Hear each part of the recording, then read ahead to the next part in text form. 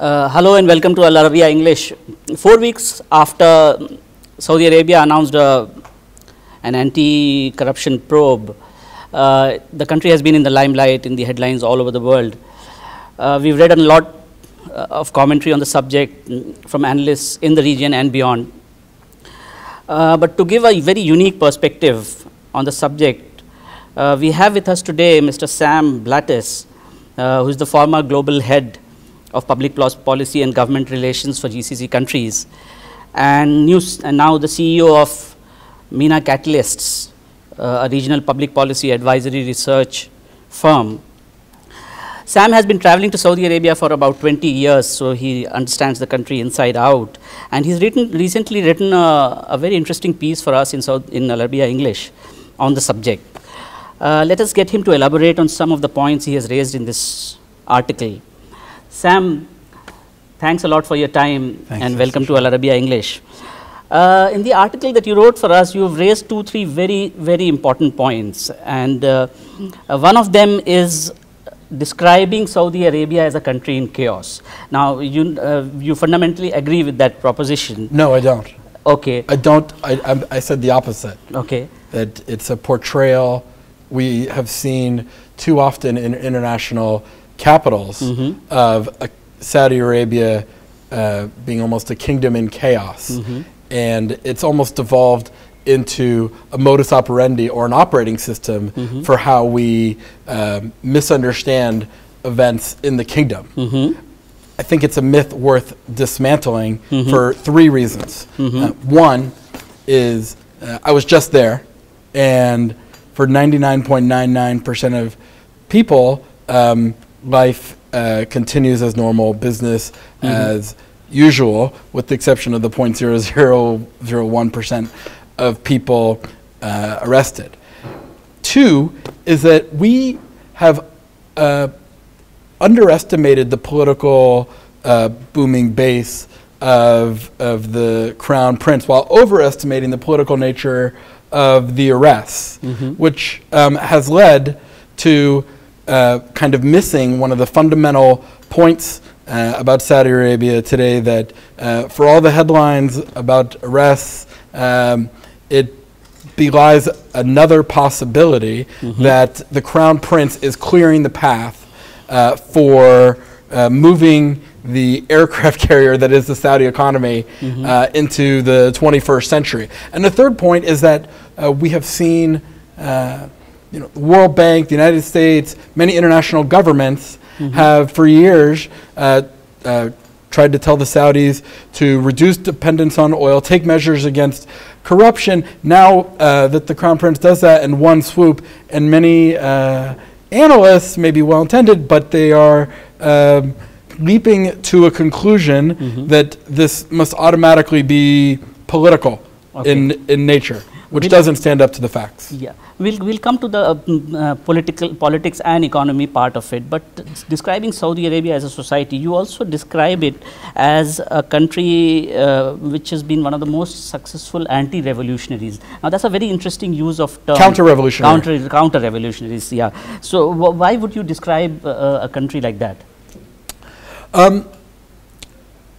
Because I would not underestimate the ability of this family to kind of successfully spearhead a counter-revolution. In the 1950s, they dismantled, the Saudi royal family dismantled threats from communism. In the 60s, from Nasserism. In the 70s, from the Iranian Revolution, in the 80s in the Iran-Iraq War, in the 90s Saddam Hussein in the Kuwait Liberation War, moving troops towards Saudi borders.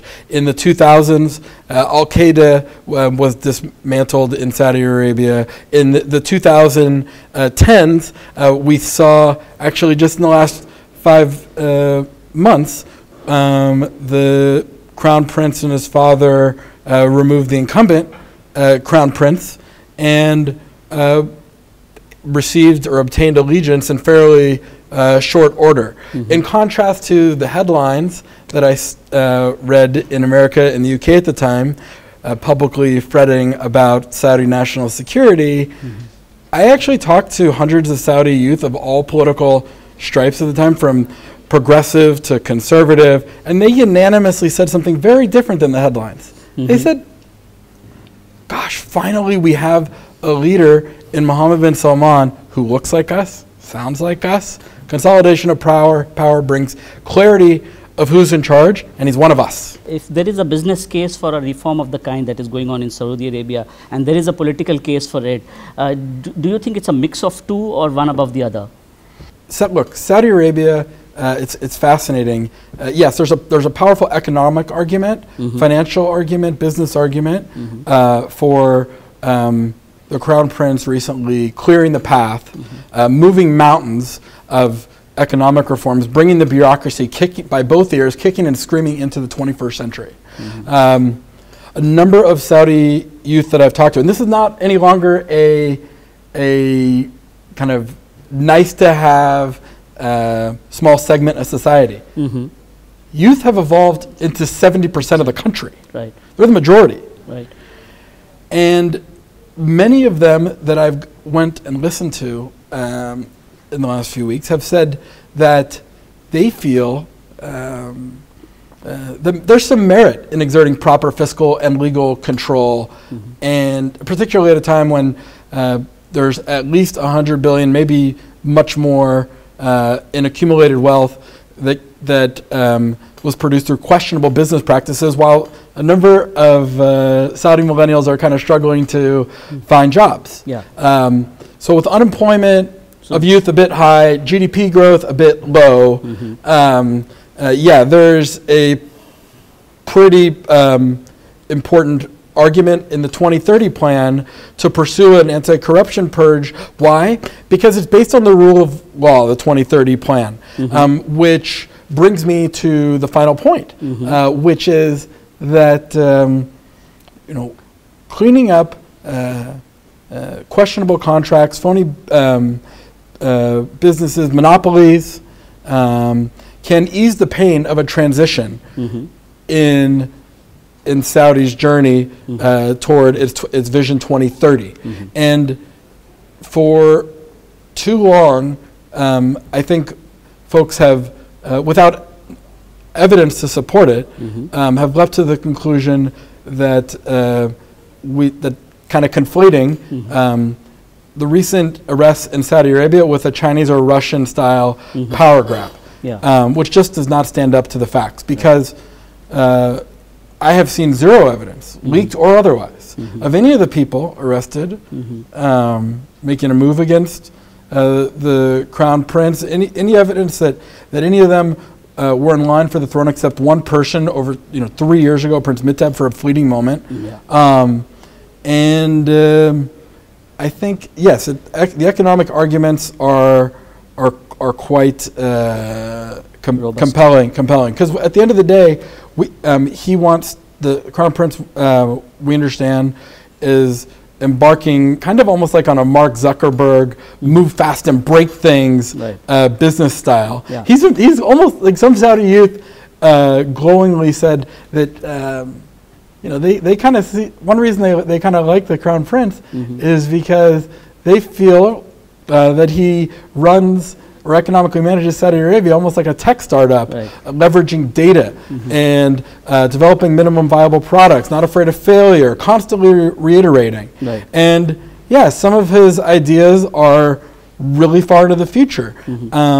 But that's also one reason I think it inspires so many.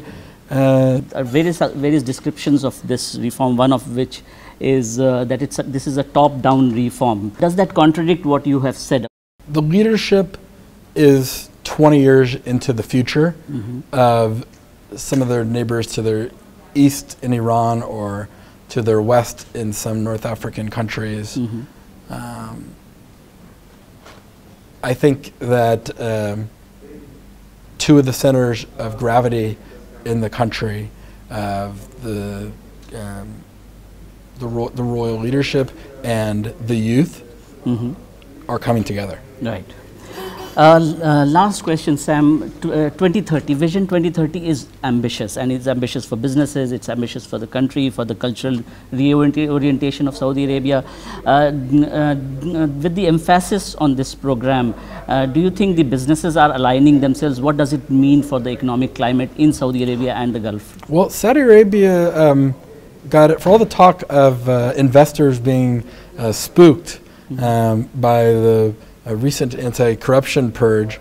The facts tell a very different story. Saudi got a big shot in the arm this week with 3 new economic or business developments. Yeah. One is the Saudis obtained a commitment from SoftBank, the Japanese telecom and tech giant, for SoftBank to invest $25 billion into the Saudi economy over the next 4 years. To put that in context, that's over triple or 3 times larger than all Saudi foreign direct investment that came into the country last year of $7.5 billion. Second is we saw non-oil revenue growth in Q3, the third quarter of this year, surpassed $12.3 billion, which is, to put that in context, over 3 times more than the cost of the New World Trade Center in New York. And we have seen, third, a huge array of tech multinationals that I've talked to have said they're exploring how, not if, to participate in the development of NEOM, the new mega city being developed in at the border of the kind of between northwest Saudi Arabia, southern Jordan, and northeastern Egypt. It's going to be about slated on paper to be the size of almost Belgium country.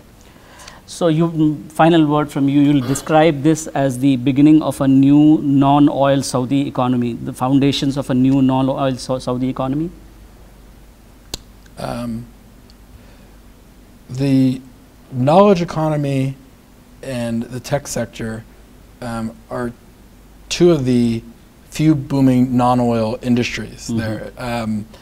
There's if you look at the geometry of growing social media and internet consumption demand in Saudi Arabia, the country's gone from single-digit internet penetration in the year 2000 to some of the highest social media usage rates on earth. Saudi Arabia has evolved to have a internet user base larger than the whole state of Texas, right? Yeah. In Silicon Valley, we often call Saudi Arabia YouTube nation in an inspired way, like as something that we look up to, because we know the average Saudi watches over 3 times the number of YouTube videos as their American counterpart. True, absolutely. Perfect. Thank you very much, Sam. It was lovely talking to you. Thank you. And thanks again for your time. Thank you. Take care.